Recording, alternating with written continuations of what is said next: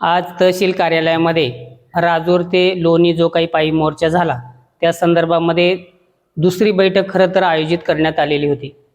माननीय additional collector साहेब बाळासाहेब कोळेकर खरं तर यांच्या मार्गदर्शनाखाली ही बैठक आयोजित करण्यात आली होती। VC द्वारे ते या बैठकीमध्ये सहभागी झाले होते।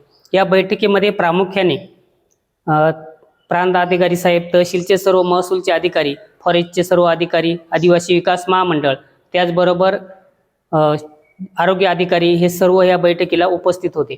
या बैठकीमध्ये प्रामुख्याने जो काही जमिनीचा मुद्दा, त्यामध्ये वन जमीन असेल, गायरान जमीन असेल, वर्ग 2च्या जमिनी असतील, या सर्व विषयावर सविस्तर चर्चा करण्यात आली आणि एक न्याय आदिवासींना मिळेल ही याच्यातून भावना तयार झाली।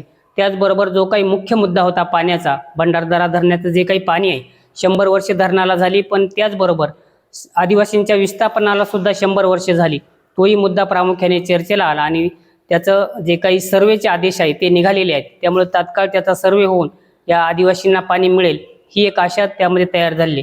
त्याचबरोबर जे काही कामगार संघटनांचे प्रश्न होते, यामध्ये ज्या काही शालेय पोषण आहारचे कर्मचारी आहेत, खरं तर 12 महिने ते काम करतायत शाळेसाठी आणि त्यांचा करार केला जातो आणि प्रत्यक्ष 11 महिने काम करू नये, त्यांना फक्त 10 महिन्याचाच पगार दिला जातो, तर त्यांनाही तो किमान 11व्या महिन्याचा पगार मिळाला पाहिजे। त्याचबरोबर ज्या काही आशा सेविका आहेत त्याही भगिनींचं 6 महिने झालं केंद्राचं मानधन थकीत आहे, हेही मानधन मिळावं, ही प्रमुख ज्या काही मागण्या होत्या ह्या घेऊन जवळजवळ 3-4 तास जे काही प्रांताधिकारी साहेब आणि तहसीलदार यांच्या उपस्थित ही बैठक चालली आणि खऱ्या अर्थाने याच्यातून या आदिवासींना, कामगारांना न्याय मिळेल ही अपेक्षा तयार झालेली आहे।